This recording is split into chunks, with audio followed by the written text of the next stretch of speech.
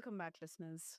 Let me ask you my question, and then I'll move on to our conversation. But have you ever reached a point in your career when the next step feels less like a ladder and more like a chessboard, where it's no longer just about hard work, but it's more about strategy, positioning, and knowing how to negotiate your worth? Well, today we are diving into that powerful intersection where leadership meets intentional career design.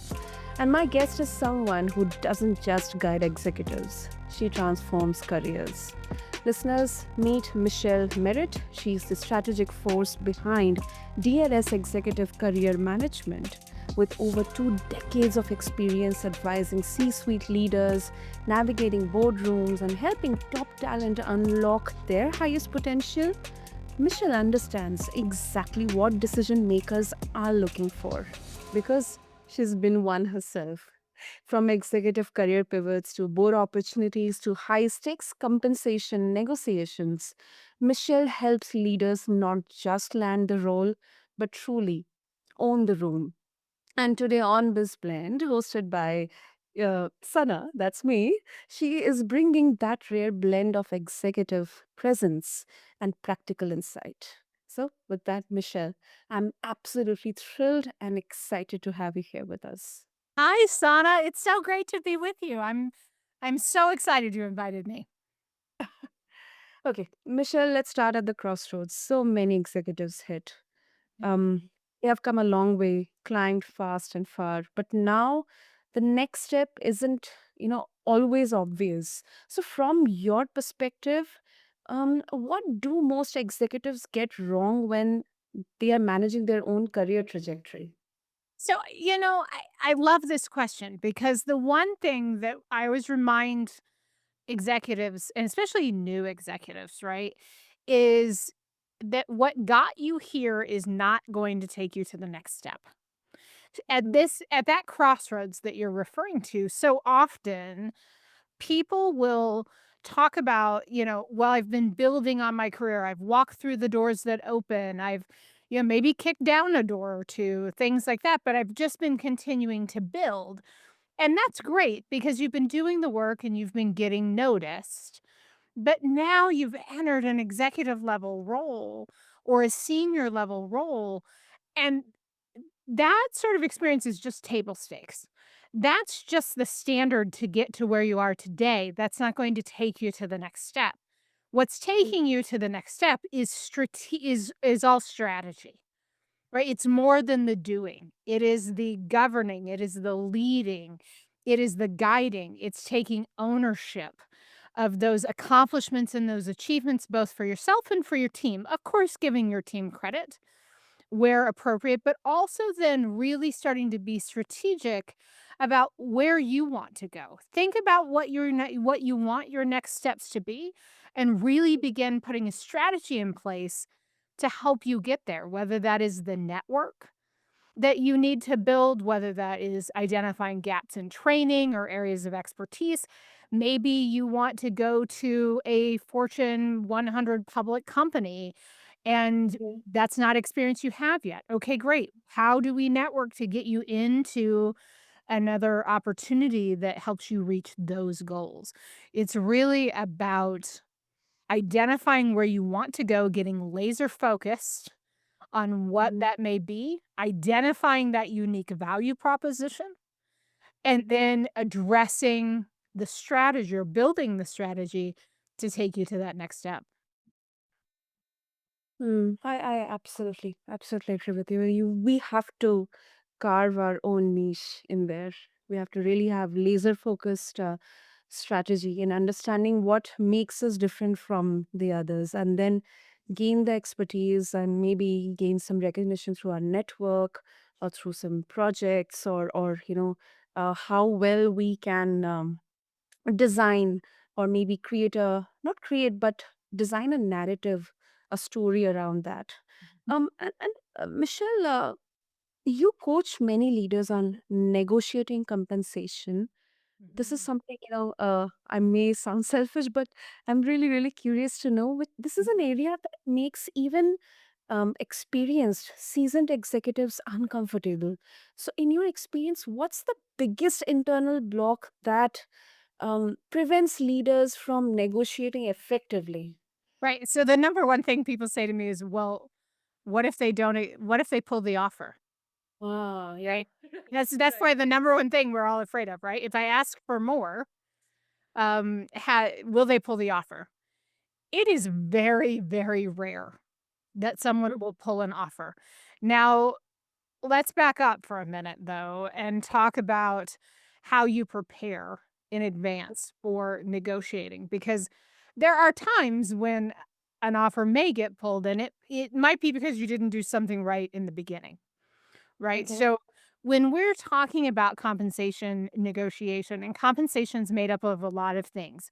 It's made up Mhm. of salary, that thing that goes into your paycheck every week or 2 weeks or month, but then it's also bonuses. It is also health insurance benefits. It is time off. It is any sort of incentive plans, retirement plans, stock options, any sort of, um, any other sort of incentive options that will help you gain, say, ownership in the company, depending on the organization, that sort of thing. So, Yeah. equity, that was the word I was looking for. It just left my mind there for a second. And so, what we want to make sure of is that that compensation negotiation starts when you first start interviewing for the role.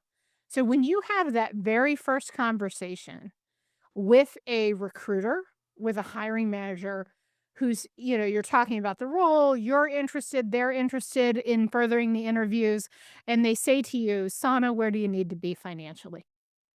Mhm. Mhm. This is not the time to give them a number. What Oh, we want okay. to do instead is say, you know, you've heard about me. I'm interested in talking to you. Tell me what your range is for this role, and I will tell you whether or not I can make that work. So it's like the ball is in their court. The ball is in their court. Yeah. So let's pretend, I'm going to throw out some numbers. Let's pretend that you want an all in package of $500,000. And you know that you want at least 400 of that to be in salary, and another, so then that gives you a 25% bonus potential, etc. Mhm. Right?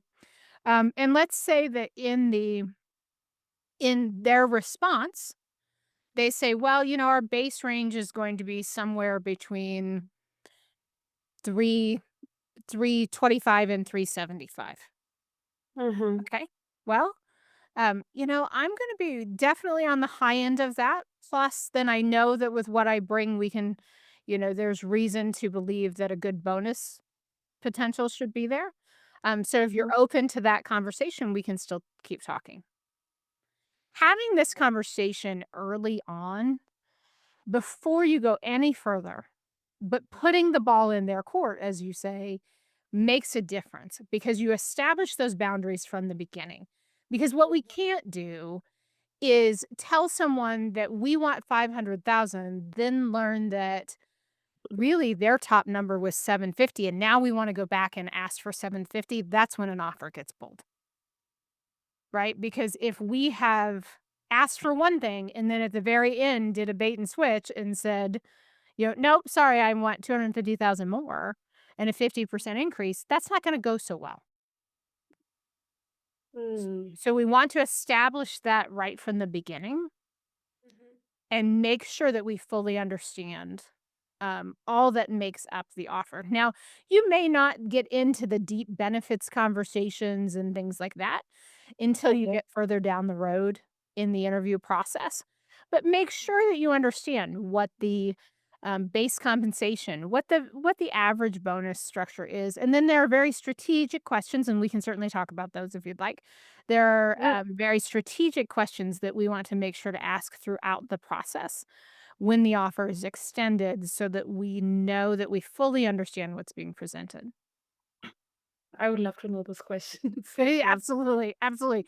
So, one of the things that I want to know right off the bat is if my bonus is objective or subjective, right?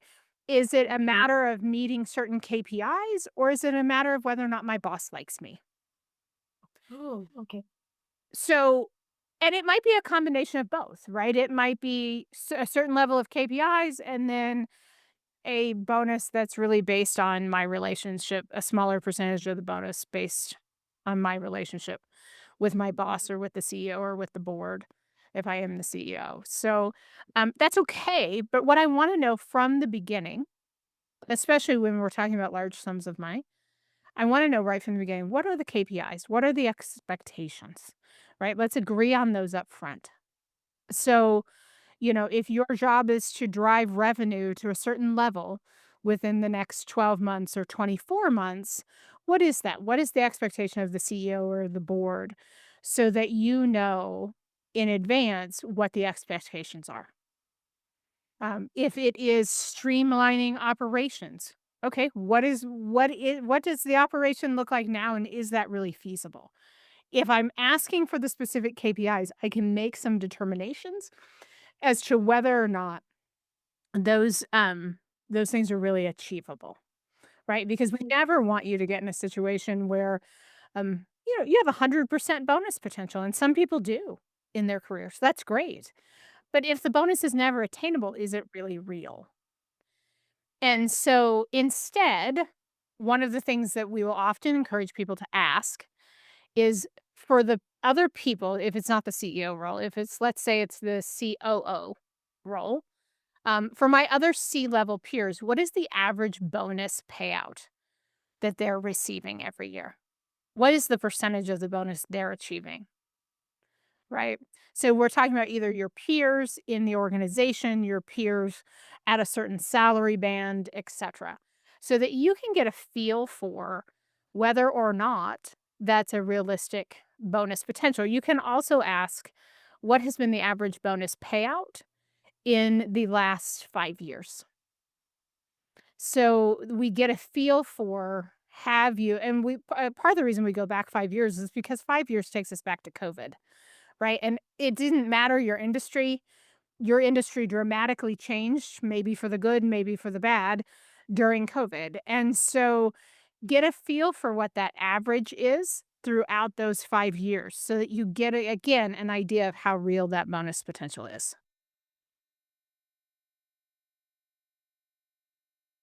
Absolutely. Understood. Understood, Michelle. And also, in your experience, do you have any particular situation that you have yourself faced? I mean, if you can just share with our listeners, Yeah. like any specific situation. Yeah. Yeah. So, I was very fortunate. I was a young woman who, as a young girl growing up in the 70s here in the States, 70s and 80s, I should say. But, I had two grandfathers who saw a lot of business potential in me from a very young age, and they were both expert negotiators. And so they would often take me along when they were doing anything from buying a car to negotiating any sort of sale, right? And so they would take me along, and I would watch them do their research, do their due diligence ahead of time, approach situations with confidence, but also with an engaging manner that was respectful of the person they were negotiating with, and I learned a lot from them. One of the things I learned is be willing to walk away if necessary. Never get so attached to something that you aren't willing to walk away and may sacrifice what you need. So, for example, my grandfather, when I was a teenager, decided he was going to buy a new Cadillac. And he had done a lot of research on that Cadillac. And he went to the dealership and said, I would like to buy this Cadillac. Here is my bank check, and here's what I'm going to pay you for this Cadillac. And the salesman said, Sir, we can't sell you that Cadillac for that price. And the gentleman said, My grandfather said, You absolutely can. I've done my research. I know what this car costs you. You're still making money. You can sell me that Cadillac. No, sir, we can't do that. And he said, Okay, thank you for your time. And we left. About 6 o'clock that evening, that Cadillac pulled into his driveway. And behind that Cadillac was another car, because the salesman had the paperwork ready to go. Sir, I will take that check, please. because my grandfather was willing to walk away. He'd done his research, he knew what he needed. He also knew where his line was, right? And that's the same with our compensation too. We need to know what is the automatic yes? What is the automatic no? Will we will what will we take as a total package and what makes up the automatic yes and the automatic no? Sure. So that may be time off. It may be flexibility in the workplace. It may be retirement benefits. It may be base compensation. It may be bonus potential. It really depends on your individual situation, your industry, what you do, etc. But know your automatic yes and your automatic no. Your automatic no is doesn't matter how much I like you, Sana. I can't accept this offer if it doesn't include this. Mm. And my automatic yes is if it is this or above, I don't even have to check in at home. I can accept this offer. We never recommend you doing that, by the way. But mentally, you can be in that place where you can say, if it's anything this or higher, I know I can say yes to it. Everything else in the middle, we negotiate. Understood. Understood. It definitely needs homework to be done, and you know what you are doing or you are telling.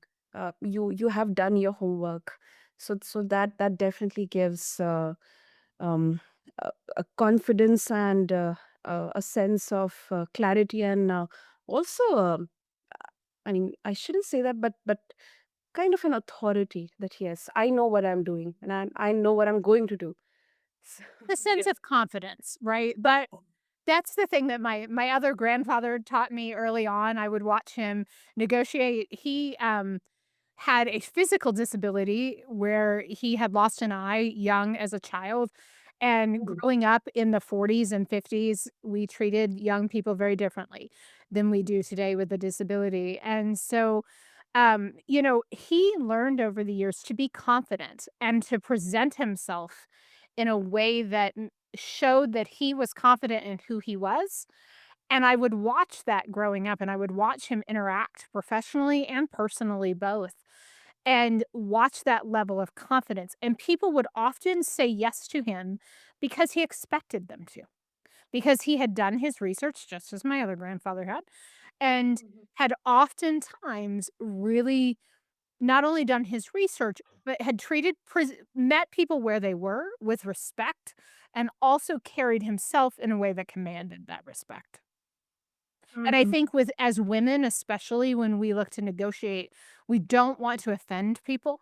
We don't want to again, we don't want someone to pull the offer. We are nervous. What if people think I'm that word that I don't say out loud? Things like Mm. that. And so then we get in a position where we are intimidated before we ever sit down to have a conversation. And presenting ourselves with confidence and knowing our worth, knowing our value, and knowing that we have earned the right to ask for what we deserve is a critical component to all of this. Definitely, definitely. I think that's on one another very crucial aspect to be stressed upon, especially in the world of um, negotiating compensation, Mhm. especially for the women out there. And regarding both positions, Michelle, they can feel like the holy grail for many executives, but few actually know what boards are truly looking for. Mm, Uh, can you break down what makes someone truly board ready? I mean, beyond the absolutely. resume buzzwords. Absolutely. So, a board, whether you're talking about a private board or a public board, a board is often looking for someone who has strong leadership, strong governance experience. We are not looking for people who are doers, right? So if someone is a COO, for example, I'm just going to pick on my COO friends for a minute. Chief operating officers tend to be people who govern the people who are doing things, right? And Mhm. oftentimes they came up in the operations role.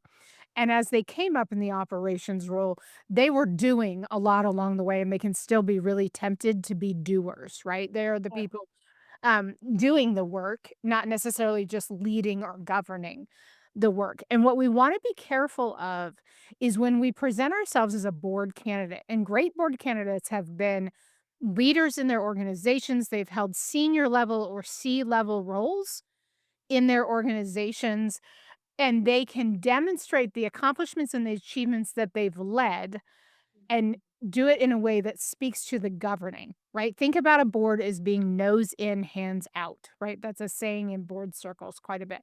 You want to be nosy, right? You want to be governing. You want to make sure that everything is meeting regulatory standards and everyone is doing their part. But you don't want to have your fingers in the pie doing the actual operations. So that's the first thing. The second thing I would say is on public boards, you can find what they call a board matrix. It's often in their annual report or any sort of their reporting regulatory reporting documents. So you can find a board matrix, and in that board matrix, it is a grid that demonstrates the expertise of various board members. And you can start to get a feel for the areas of expertise each board member brings. And it may even list other areas that are gaps, right? So they have identified what the key areas of expertise that they're looking for in a board or board member, and then they're marking off which of those key areas certain board members fill. So that you may look at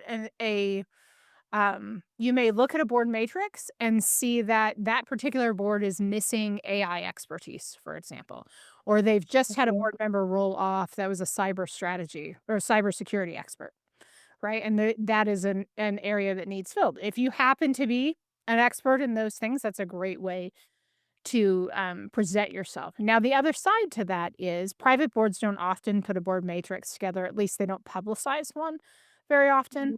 But you can think about what are the sister companies that are public.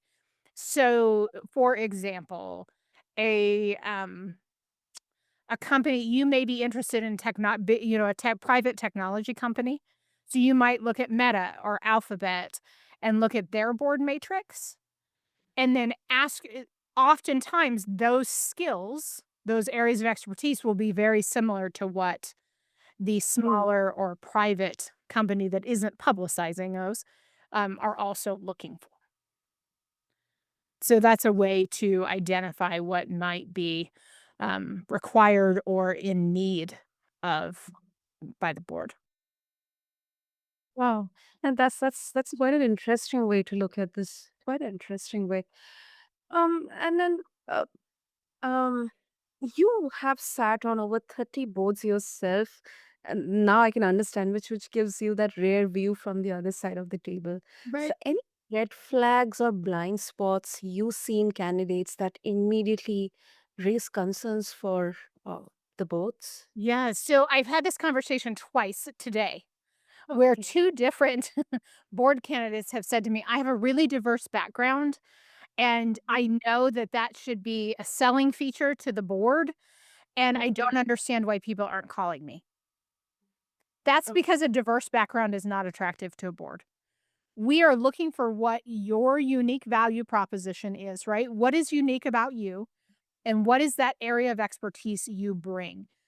People will say to me, "Well, I'm entering the latter third of my career, right? I'm 45, I'm 50, I'm 60, and I wanna start thinking about my board opportunities." Great, super. Mhm. Well, I can really do anything as long as it's in technology, or I can really do anything as long as it's in healthcare. I can really do anything if it's in legal or fintech, whatever that is. That's okay, except that's not what the board is looking for. Board roles are very specific and are looking for very specific expertise. So you have to be able to target those roles, decide the type of companies you want to pursue. You can't take that scattered shotgun approach. Instead, you really want to say, okay, I'm going to target fintech Mhm. organizations because I have a background in fintech or in regulatory that I know is very specific to the finance and technology sector, right? Mhm. So really making sure that you are building that area, that you're really building on that skill set that you have and making sure that you know where you're headed. They always say if you don't know where you're going, any route will take you there. That's not what a board is looking for. A board is looking for specific areas that you can bring expertise. So when I talk to a board about whether or not I'm going to join their organization, I'm talking about things like my HR expertise, my hiring and recruitment expertise, my organizational culture expertise, because that all sort of hones in on one specific area.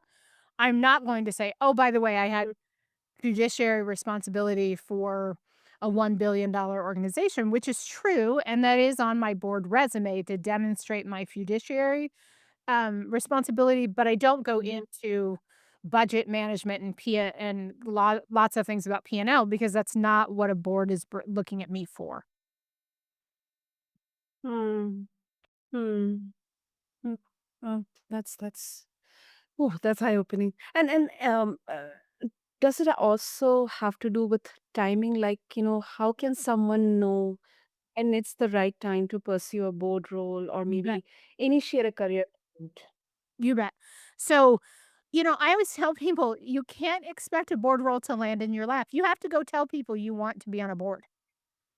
Right? So often we think, "Oh, yeah, maybe I would really like a board seat," or people will say to me sometimes, "I didn't even know that was available. Why how did you get on that board?" I serve on a police department merit commission currently, Mhm. in my community. Right, so we're responsible for hiring, discipline, and termination of, of, um and promotions rather, hiring, promotions, and disciplinary actions for the police department. Super great. It's a paid board seat. I'm honored to have the seat. People have said to me, "How did you even know about that?" Well, my network knew that I was looking for my next board opportunity. I'm very, very clear about the fact that I want a board seat. And here's what I bring to the table, and here's why you should refer me or tell me about the next board seat that you hear about. And someone said, "Hey, I think you should really put your name in for this." Great. Super. I did. Here we are. You have to tell people that you are open to that opportunity, and here's why, right? So, your network, especially that first paid board role, that network is going to Mhm. bring forth that opportunity for you more often than not. Recruiters rarely are helpful to first time paid board candidates. Once you have that first board seat, it's a different story. But getting that first one can be a little bit tough, and again, rarely one that recruiters are able to fill. Mm. Hmm. Yeah, because honestly, many people they hesitate thinking that I'm not ready yet. But sometimes that delay itself is more fear than fact. I think it is more fear than fact. The other thing I would say is if you aren't sure that you're ready, pursue opportunities for a board advisor role or what we call a board observer role, right? So it's not necessarily a full fledged board member, but perhaps you're advising the board in your specific area of expertise. Let's say you're a regulatory expert, right? Mhm. And you have a passion for a certain company, that a certain industry. Um, pursue opportunities to be an advisor to the board. So you get a chance to sit in. Right, you're not necessarily a voting member of the board, you don't necessarily have fiduciary responsibility, but you do have an opportunity to advise and see what's going on, and you can start to make some decisions for yourself so that when that term as an advisor is up, you can either say, "Hey, I'd be really interested in a board seat should one become available," or, "You know what? Hey, this isn't for me." And there's nothing wrong with saying a board work isn't for me. It's hard work.